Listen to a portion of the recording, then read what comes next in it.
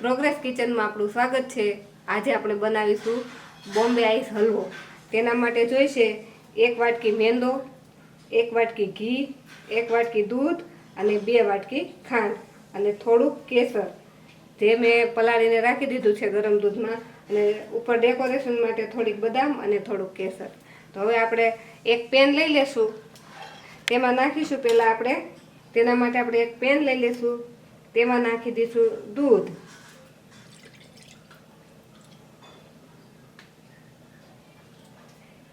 પછી તેની સાથે ઘી પણ એડ કરી દઈશું।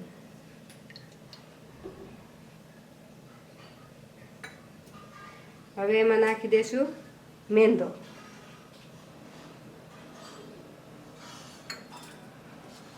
હવે આને સારી રીતે હલાવીને મિક્સ કરી લેશું। આને એટલું હલાવીને મિક્સ કરવાનું કે અંદર એક લમ્સ ન રહેવા જોઈએ।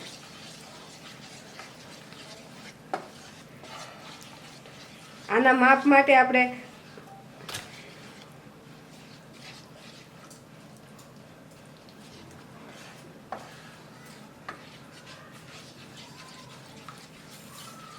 હવે આપણો રવો, ઘી અને દૂધ સારી રીતે મિક્સ થઈ ગયું છે, તો આમાં નાખી દઈશું ખાંડ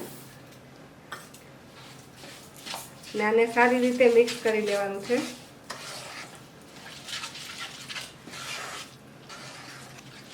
હવે આપણે બધી જ સામગ્રી સારી રીતે મિક્સ થઈ ગઈ છે, તો હવે આપણે ગેસ ચાલુ કરી અને મૂકી દઈશું ગેસ પર। હવે આપણે આને ધીમી ફ્લેમ પર ગરમ કરીશું। ગરમ કરશું એટલે પહેલાં આ મિશ્રણ થોડું પતલું થશે, કેમ કે ખાંડ ઓગળે એટલે થોડી વાર એ પતલું થશે। પહેલાં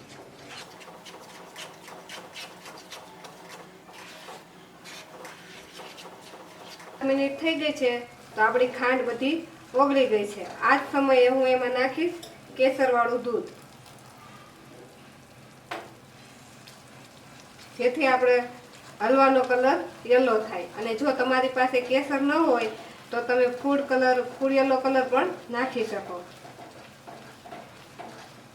5 થી 7 મિનિટમાં તમે જોઈ શકો છો કે આપણું મિશ્રણ આટલું ઘટ થઈ ગયું છે, પણ આને ત્યાં સુધી ગરમ કરવાનું છે કે જ્યાં સુધી તવા પર ચોટે નહીં।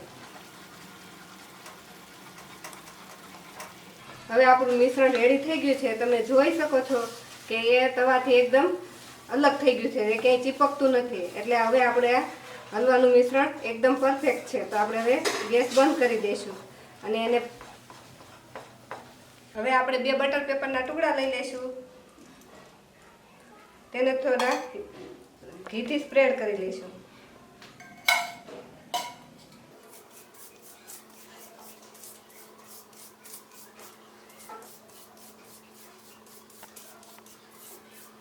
બટર પેપર ઉપર નાખી દઈશું। હવે આ મિશ્રણને આપણે બટર પેપર ઉપર પાથરી દઈશું। હવે ચમચાની મદદથી આ મિશ્રણને આપણે સ્પ્રેડ કરી દઈશું।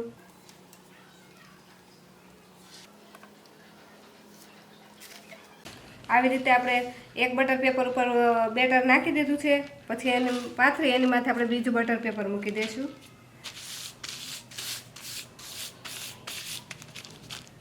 અને વેલણની મદદથી આપણે એને પાતળો વણી લઈશું। વેલણની મદદથી આ રીતે આપણે એને વણી લઈશું। આ રીતે આપણે વણીને એક મોટા બટર પેપર પર વણી લીધું છે।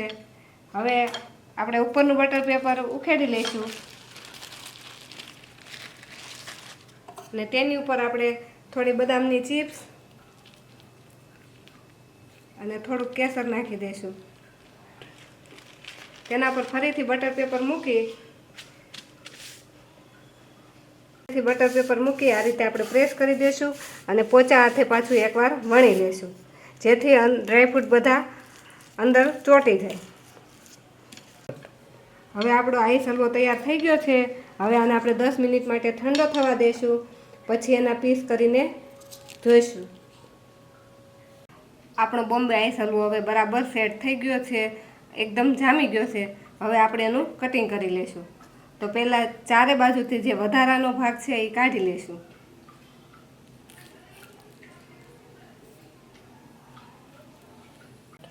હવે હવે આપણે સાઈડનો બધો જ ભાગ કાઢી લીધો છે. હવે આને આપણે નાના નાના ચોરસ પીસ કરીશું.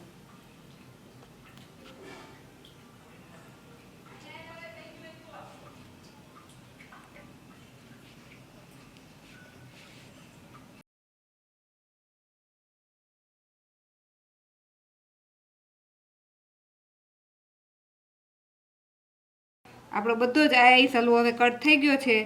તો આપણે એને જોઈશું કે કેટલો પતલો બનેલો છે અને તેને નીચેનું બટર પેપર આસાનીથી ઉખડી જાય છે. તો હવે આપણે બધા જ હલવાને એક પ્લેટમાં લઈ લઈશું. તો આપણો હલવો આજે રેડી છે. જોતાં જ મોઢામાં પાણી આવી જાય એવો બન્યો છે ને આ હલવો. તો તમે પણ આ રેસીપીને ચોક્કસ ઘરેથી ટ્રાય કરજો. જો તમને અમારી આ રેસીપી ગમી હોય તો અમારી ચેનલને લાઈક કરો અને અમારી અવનવી રેસીપી જોવા માટે પ્રોગ્રેસ કિચન ચેનલને સબસ્ક્રાઈબ કરો.